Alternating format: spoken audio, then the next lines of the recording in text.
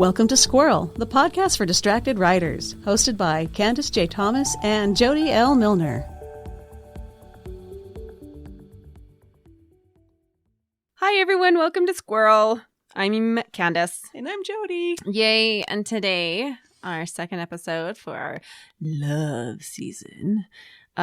Cupid season, right? We called it Cupid season. I think, yeah. We are going to talk about love tropes. And I'm spearheading this episode. And so I asked Jodi to come up with 3 of her favorite tropes and 3 of the worst ones and the ones she can't stand. Oh, man. I've been wanting to talk about some of these for ages. There are so many tropes. It's ridiculous. I mean, but I think that some are like sub-tropey, like they can kind of weave into each other. Oh, yeah. But yes, I thought that this was going to be really fun. Did you have hard time coming up with this? I needed to go and look at some lists to remind myself of ones that I'd run across because I couldn't just pull them out. And so I did need to look at a couple different trope lists. I put down things that I don't like. I don't know if they're necessarily the name of the trope. No, I know mine aren't. Yeah, I didn't. It's just things that I hate. Do you want to start with the third and work your way to the first? Sure. Should we start with the worst or the best? Ooh, I don't know. I think we should have decided this before starting. It's okay. Everyone's patient. They can listen to this, no problem. Let's start with I'm much more passionate about the worst ones. Okay. So let's start with the best. And the third on my list is the second chance later on in years. So, it's kind of stories. I mean, so they have it's that the one that got away type of story. So these people that had a chance once in their life, but then life happened and then they went on and did something else. Like they go to different colleges or they go to a different post-grad program. And they have to separate. For some whatever reason, and they come back together, find each other years later. I don't know. But I do have a caveat with this one because I don't really like the widow trope. Okay. But a lot of the times it leads to these second chance romance. I think the reason why I have maybe the heart of the widow is just maybe it's maybe too close to home. And I think that I've just known too many in my life, maybe. And I think but if it needs to be more than a year. A lot of the times when I read the widow trope, it's like, oh, well, that happened last year. Get over it. And I don't like that because it takes years to get over something like that. Like, why didn't you move on? That happened last year. No. Give them space to do that. But anyway, that's my third favorite is those second chance ones. Okay. My third favorite of love tropes is the trapped in an elevator or the snowed in trope. I don't know why, but it turns it into like a mind puzzle a little bit because they're like, we need to get out. We need to solve this problem, but we're stuck together. Oh, that's true. And so I do like those because they are forced to make ends meet, and it forces them to have all these like awkward conversations, but they also have to work together as a team. Mm-hmm. And so I do like that one. That's cute. Oh, that's so cute. My second here is I like the fate-driven romance, where there's some kind of cosmic force guiding these two people together, like in Serendipity or The Lake House or any of those type of rom-com-y things that there is no explanation into why they just feel that they are cosmically need to get together. I don't care. That's fine. That's one of my favorite things.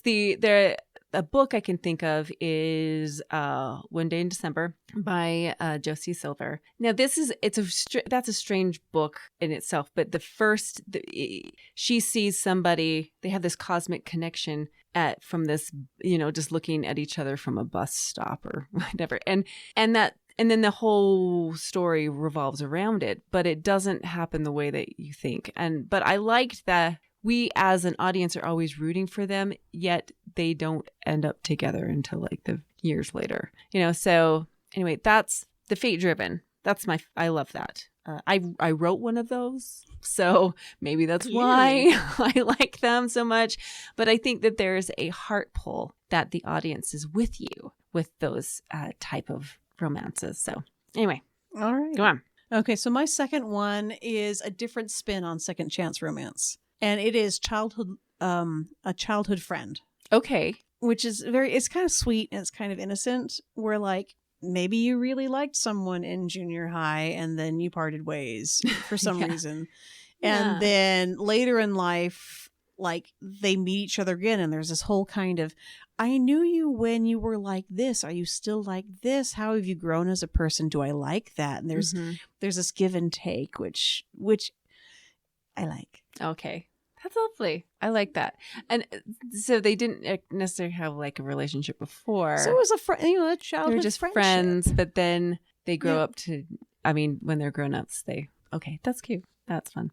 Okay, my very first one. I like the funny bickering enemies to lovers trope. With the hint of misunderstanding. If like in Pride and Prejudice or North and South. These relationships that are pretty, that the protagonist is so against. They constantly are arguing, or there's always a misunderstanding of, well, you did this. No, I actually meant to do what I was doing was this type of thing. So I think that that's just a satisfying journey to understand and get a good connection with the reader themselves, because there's always got to be some kind of big drama in it. And that's the drama that pulls them together. So yeah, I like that. Ooh, that's a fun one. Yep. And I just realized I read my list wrong, but it's okay. We're going to own this. So the top one on my list is going to be like the fake relationship. You know how like you'll see like the guy's like, I've got to bring a girl to the wedding or my mom is never going to let me. She will never show up about it. Like any Emma Roberts movie. Yeah, absolutely. And it's adorable. So you've got, they're already being very awkward with each other because it's probably some poor girl from work or vice versa, some poor guy from work or, pick your flavor. And everything about it is awkward. And everyone's uncomfortable. And then in the awkwardness, they kind of bond. It comes out that they really... And it comes, they really are sweet maybe they together secretly liked each other all along. And this was wish fulfillment in the form of, please help me so my mother doesn't, drive me crazy during my sister's entire wedding. I do like those. It's a fun I think one. that's fun. Especially when they have to pretend. If I'm thinking of, what's that movie with Ryan Reynolds and Sandra Bullock where they go to Alaska? Oh, shoot. You know which one I'm talking about. I think I do. The Proposal is it's called, where they have to pretend to be, engaged or whatever. But that I think I forgot that was Ryan Reynolds. I'm gonna have to watch that again. Yes, but that's what it reminds me of. There's, I loved there were parts of that where they're like, they're trying so hard to make it work. Or they're talking, like somebody asks, well, how did you guys meet? And so this story kind of goes on and on. Well, why don't you tell why, how I proposed or whatever. I love how that can escalate into something super ridiculous.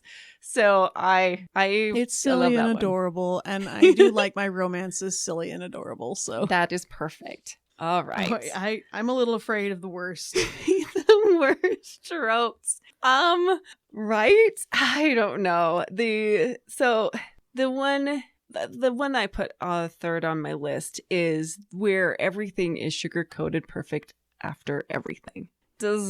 I don't like the epilogue of anything romantic.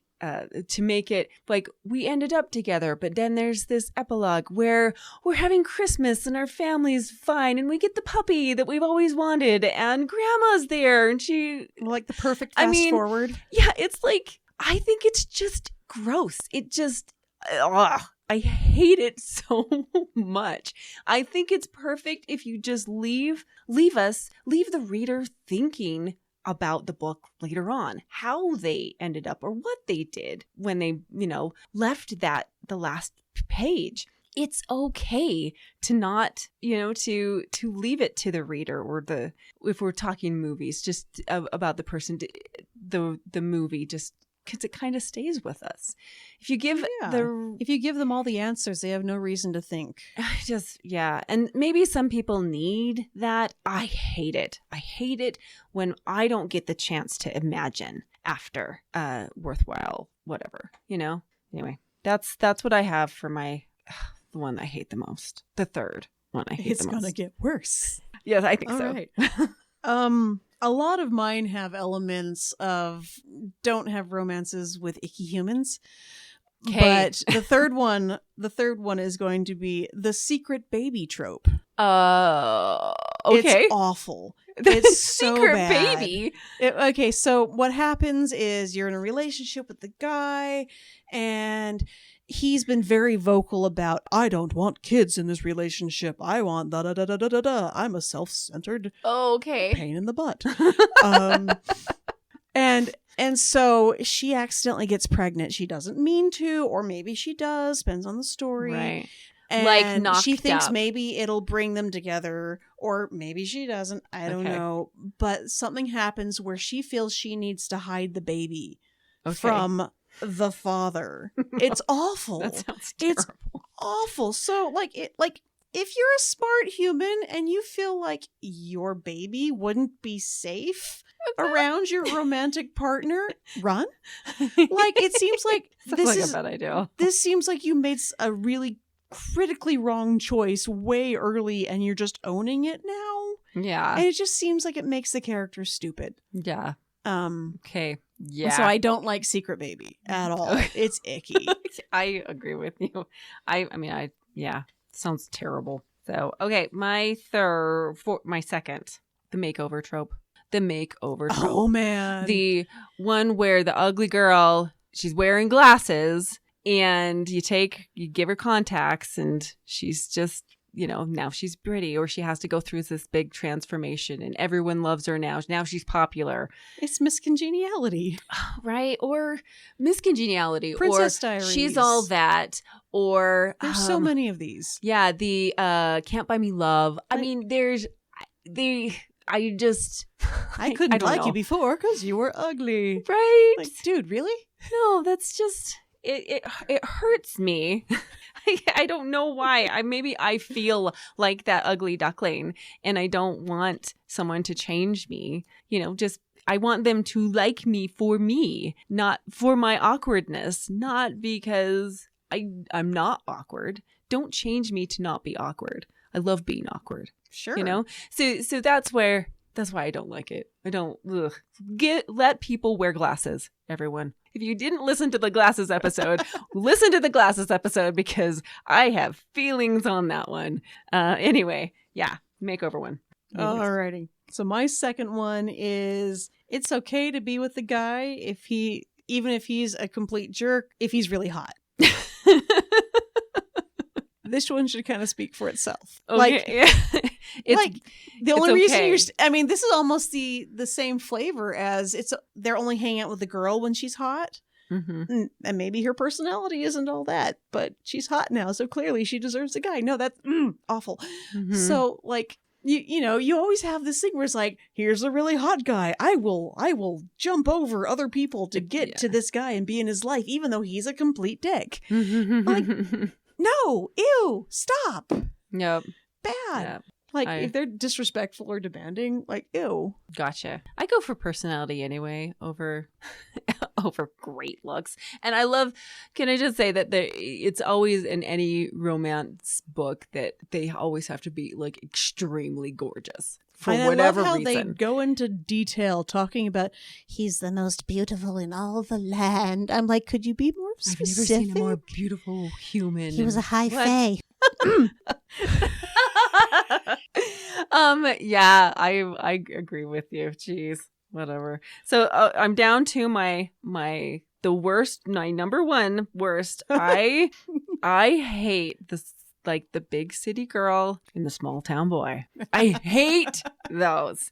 What hot garbage. I cannot stand those tropes. And because it's belittling to everyone to every situation. Like the girl who's out of her element here in this small town, and she doesn't know she's wearing heels and The cow manure. pasture. Yeah, I'm just like, this is so dumb. It's just not realistic. Thumbs down for me. I hate them. And always like it's like a cowboy, and he's like so hot, and he looks, I don't know.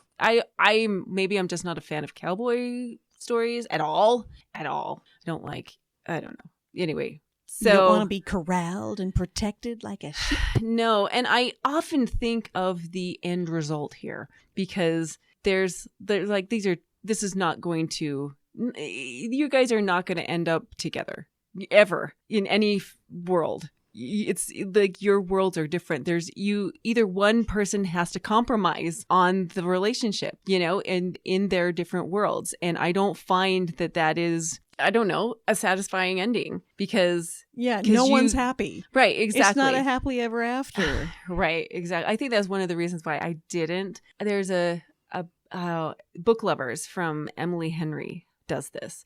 I don't like it. I didn't like that book. And one of the reasons is the small town everything, I think. But anyway, okay, that's it. Yep. All right. Don't like it. Go Got ahead. Your number one. My number one worst, and this one extends a little bit beyond the romance tropes into, it shows up all the time, and it's I will make you hate me to keep you safe. What? Okay, I know you've seen this one. I'm sure. Okay, but so you got two people, they're committed, they love each other, they want to stay together, and they're in a circumstance where one is being targeted by something. And so the guy is like, "Oh no, the FBI is coming after me. If I get really mad at you and really mean to you, it's going to make you stop loving me, and you're going to go away from me, and that's going to keep you safe." Oh, okay. Yeah, you've seen this one. Oh, yes, it I probably know has this a different name to it. I totally know what you're talking about. And it's so aggravating, because it's like, I can't trust you to tell you what the real problem is, so you can make smart decisions for yourself. Like, oh yeah, it makes sense for me to go live with my mom for a while and not talk about you because this is going to happen. But instead, the guy's like, I'm going to just say I hate you now, and you're an awful person, and go live with your mother. Yep, to keep you safe. No, I totally get it. Dude, I know exactly what you're talking about. I get so angry about that one. And you'll see it all the time, where they'll start being awful with each other because they think if they push the other one away, it'll keep them safe. Like, that's some noble, huge thing, instead of just telling them the truth and letting them make decisions for themselves. Yep. It's... Amen. I'm making the angry face. You are so right. I love it. On that one. Okay. Very good. Awesome. Any final thoughts here? Oh, gosh. So clearly, everybody's tastes in romance is going to be wildly different. Like, everyone has the thing they like and the thing they hate, and it's going to be unique.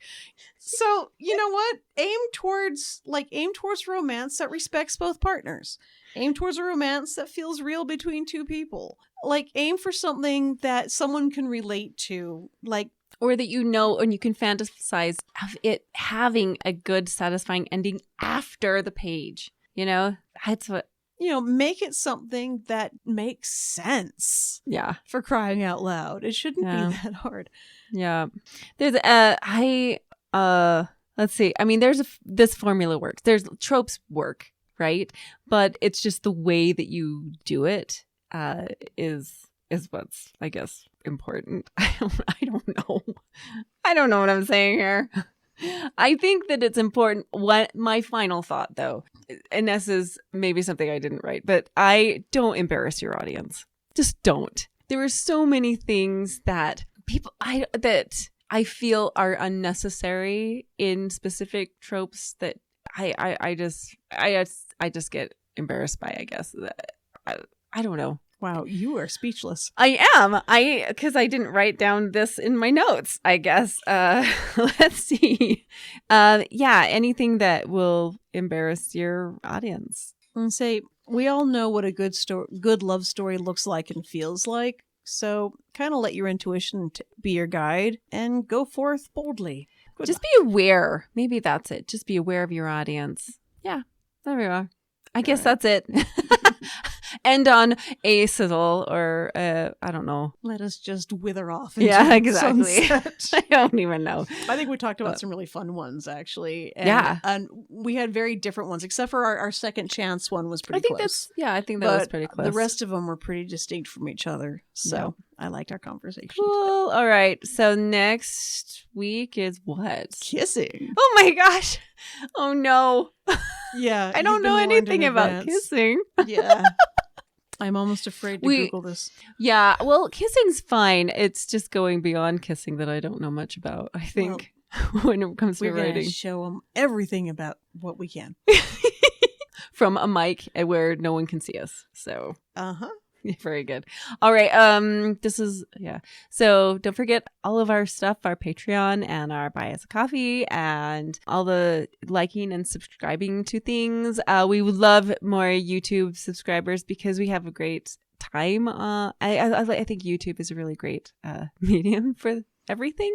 So check that out. And and we hope that you've had a good time. Go watch all of those movies that we just listed and watch for the tropes, I guess. So sounds fun to me. All right. This has been a blast. Okay. Till next time. Bye. Thank you for listening to the Squirrel Podcast for the Distracted Writer with Candace J. Thomas and Jodi L. Milner. Please like and subscribe to our podcast for updates and new episodes, and find more information at our website, squirrelpodcast.com.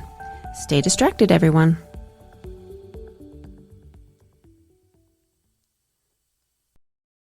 Yeah, I want Jodi louder. Make me loud. Yes, that's close. Alrighty. Should we listen to how some of this hears? How? Yes. Yes, please.